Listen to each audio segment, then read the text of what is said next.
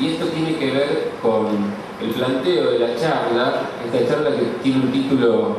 con algunas señales de escritura, como son los paréntesis, porque tiene que ver con que la posibilidad de que ese título sea más de un título, y con el hecho de que probablemente esa escritura tenga más que ver con lo que nos pasa hoy que cierta linealidad y literalidad.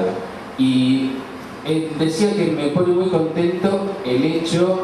de que el MAC, y digo el MAC porque yo, como decía Cintia, soy director artístico de un museo que es un museo municipal,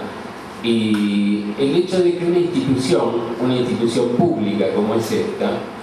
y se abra a ciertas propuestas, me parece que tiene que ver con... ¿Me escuchan? ¿Sí? Sí. Que tiene que ver con este planteo de qué significa hoy pensar el arte, qué es pensar el arte y desde dónde pensar el arte. Yo creo que esto es una historia larga, pero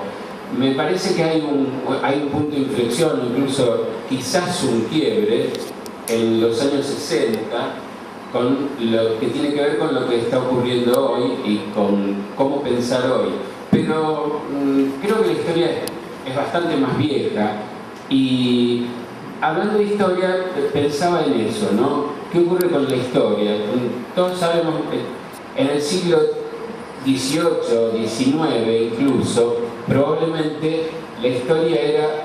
ese lugar, ese espacio en que se relataban hechos que habían ocurrido y que eran esos y no otros. Y a partir de cierto momento de ruptura, probablemente de una ruptura epistemológica muy fuerte que tiene que ver con fines del siglo XIX y que tiene que ver con un momento del arte también muy importante, esa historia es ya imposible. Hoy nosotros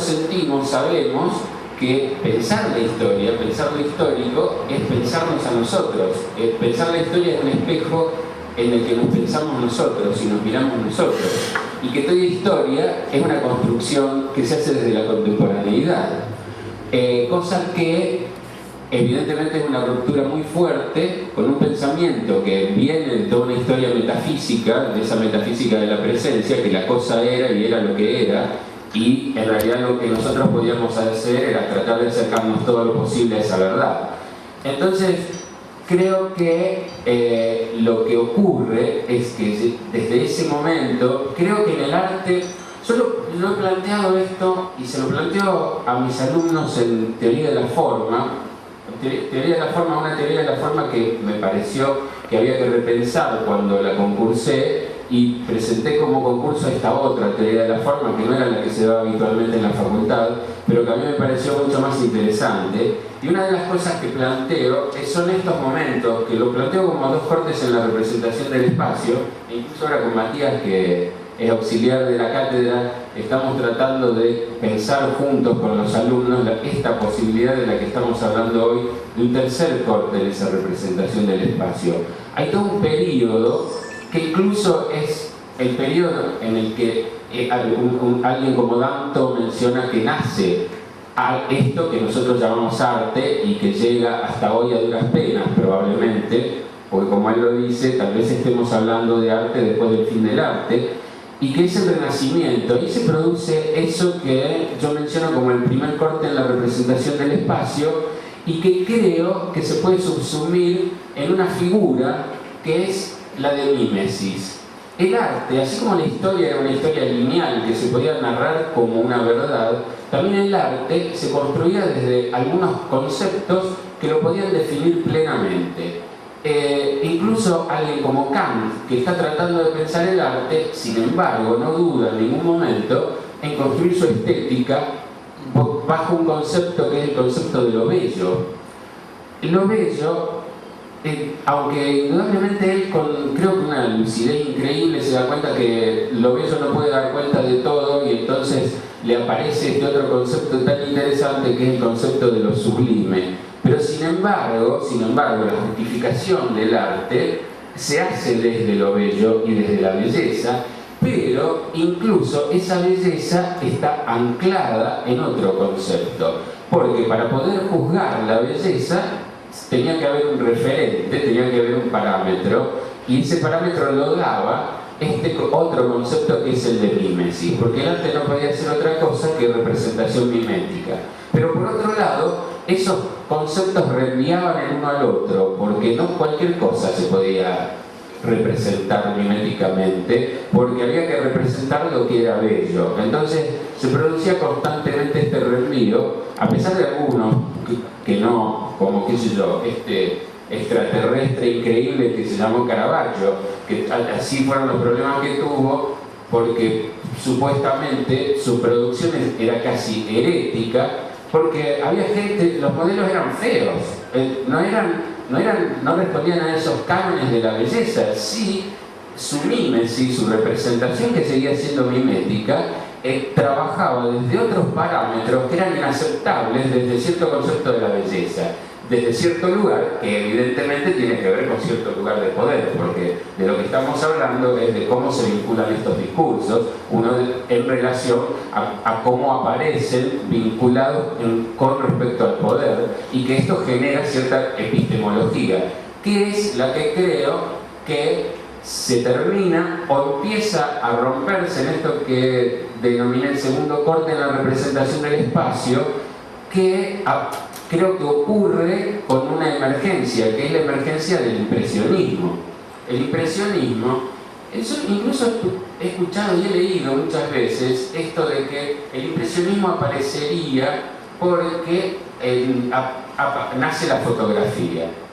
Y entonces la fotografía le quitaría ese lugar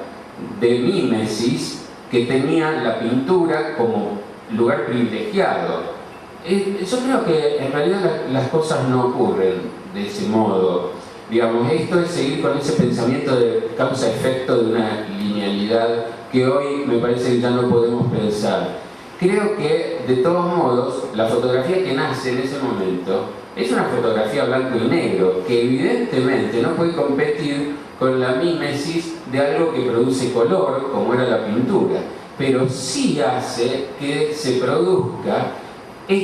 toda esta red discursiva, que la pintura y el arte en general empiecen a repensarse. Y yo creo que a partir de ese momento, de este momento del siglo XIX, de 1860 y pico, lo que nace es el siglo XX, o si ustedes quieren, eso que fue el arte moderno, y que creo que llega más o menos hasta los 60. Y lo que nace es esto, que a partir de ese segundo corte en la representación del espacio, me parece interesante pensar bajo una figura, que es la figura de lo tautológico. Porque lo que ocurre es que el arte se empieza a pensar como tautológico. Y esto, que parecería una enorme pavada, era impensable antes, porque parece tan fácil pensar que la pintura es pintura, y sin embargo era lo que no ocurría, porque la pintura borraba la representación a favor de lo representado. Lo que empieza a ocurrir acá es que la pintura empieza a pensarse como pintura, como representación, y no como representado. Evidentemente, los impresionistas y después Van Gogh, etcétera, etcétera, van a pensar la superficie en vez de pensar la ventana, que era lo que ocurría anteriormente, a partir del Renacimiento. Entonces, evidentemente, acá están ocurriendo cosas muy fuertes. Y en ese sentido me parece hasta paradigmático lo que ocurre, porque ocurre en el mismo momento, tal vez antes, de que esa ruptura epistemológica que después va a hacer pensar a la misma física de otro modo. Me parece que hay como un anticipo o una especie de intuición muy feliz en el campo del arte con esta aparición del impresionismo. Por supuesto, lo que está ocurriendo es que se están terminando ciertos discursos y apareciendo otros. Evidentemente, como dice Foucault, lo que está apareciendo acá es probablemente por primera vez en la historia de Occidente, o por lo menos en muchísimo tiempo, el pensamiento de la finitud.